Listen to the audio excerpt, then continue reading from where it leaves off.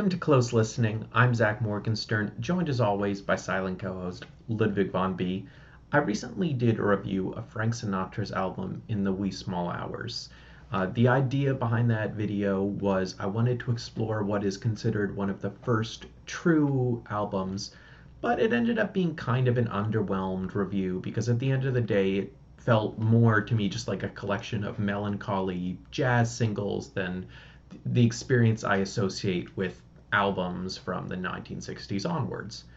That said, I did notice when I was reading a bit about In the Wee Small Hours that Frank Sinatra continued to pioneer the album as an art form, including the idea of putting out an album with a sort of provocative design. And that's what he did with 1958's Only the Lonely, complete with this face of him with a Pagliacci-like clown on the cover. I wonder if Todd Phillips semi-consciously had this image in his mind when he used That's Life by Frank Sinatra as the closing number for the Joker movie. That song's not on this record, but let's talk a little bit about what's on here. So it opens with a song called Only the Lonely, and I should clarify this is not the famous Roy Orbison song. This one came slightly earlier, though not by that much. And it's kind of a weird song. To compare it to a recent review I did, it kind of reminds me of Stevie Nicks' song Belladonna, in that it's beautiful and charismatic, but if it does have a structured melody, it would take several it would take several listens to really pick up on it. It has a real stream of consciousness feel. So if you saw my video on In the Wee Small Hours, I pointed out what a melancholy record that was. And one might expect a record with the title Only the Lonely to have a very similar feel. But there's something more interesting going on with this one, because while that one was straightforwardly about heartbreak, this one has a kind of beyond heartbreak feel to it. The singer in the song has begun to identify with the loneliness, kind of like the character in the Todd Phillips Joker movie. He's put on his dark mask and he's sort of cynically embracing that as his personality. Track number 2 is called Angel Eyes. And despite what I just said, this one is more of a straightforward heartbreak song. But what I like about it is that the lyrics are somewhat specific, but still feel poetic. So the singer appears to be at this bar and he can't live in the present because he's thinking about his ex. And he constantly calls her his angel eyes, a very interesting turn of phrase.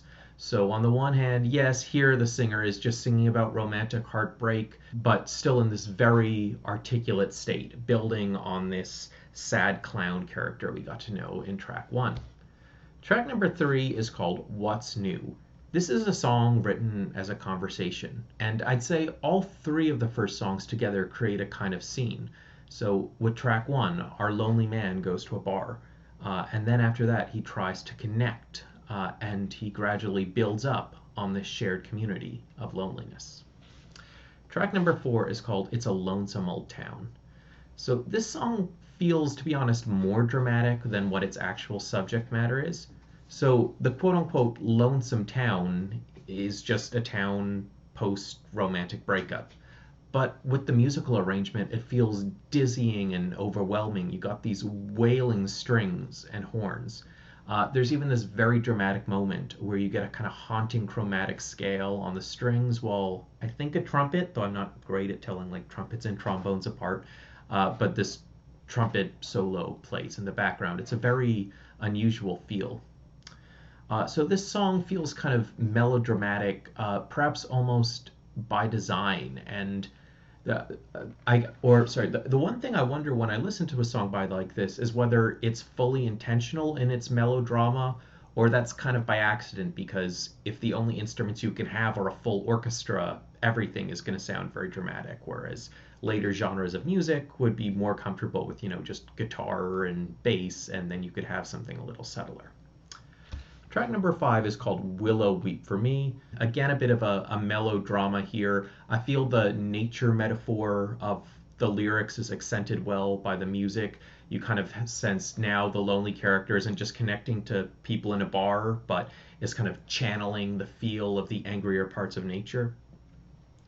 Track number 6 is called Goodbye. And a lot of these songs feel like they're performed as if they're stories in their own right. They're given this intense drama, almost this arc of emotions. But the problem with taking that approach, singing every song like on its own, it matters, is lots of the time the lyrics don't justify it. So there's a moment in the song where Frank Sinatra's voice really crescendos on the line, "But that was long ago." And it's both cool and kind of weird because the line doesn't actually feel that special. It doesn't feel like it deserves that drama. But if you're trying to give every song a beginning, a middle, and end like it's a theatrical performance, you're going to end up with weird, melodramatic moments like that. Track number 7 is called Blues in the Night. So, even more than the earlier songs on this record, this song has a bit of a stream of consciousness feel, and like I was saying with track 6, some sudden crescendos and interesting 3-second experimental musical motifs.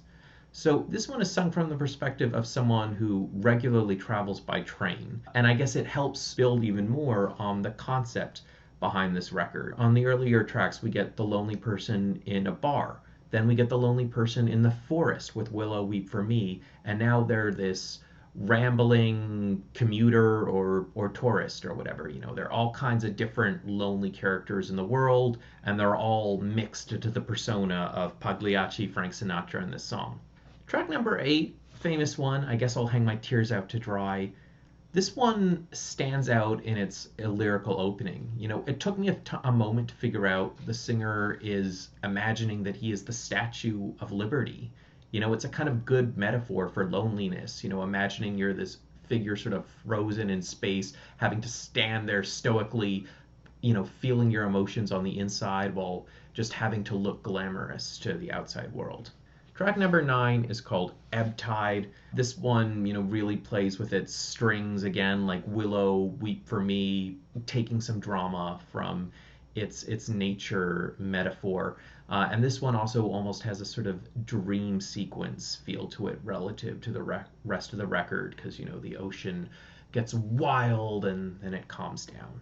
Track number 10, Spring is Here. Yet another nature metaphor, but compared to Ebb Tide, this one is a bit more laid back, a bit more at peace, a bit more reveling in the beauty of the cycles of the earth, fantasizing about past romantic glory rather than directly acknowledging loneliness. Track number 11 is called Gone with the Wind. This is a song with sparse lyrics that, once again makes a lot of use of sort of dramatic orchestration, this time kind of from like a fluttering flute feel. And it's interesting, this is an album centered around a singer. It's called a Frank Sinatra album, and yet all these instrumental musicians play such a huge part in shaping the sound. The arranger behind this record was Nelson Riddle, and one of the notes you see coming up is, both him and Sinatra would have had reason to be in melancholy moods. In Riddle's case, there was death in his family, so certainly a character that can't go ignored in this record. The most famous and certainly most enjoyable one on this album is the closer, One for My Baby, One for the Road. This one puts more emphasis on the piano than the orchestra, giving it a cool saloon feel, kind of taking us back to that bar room that was hinted at the beginning of the song.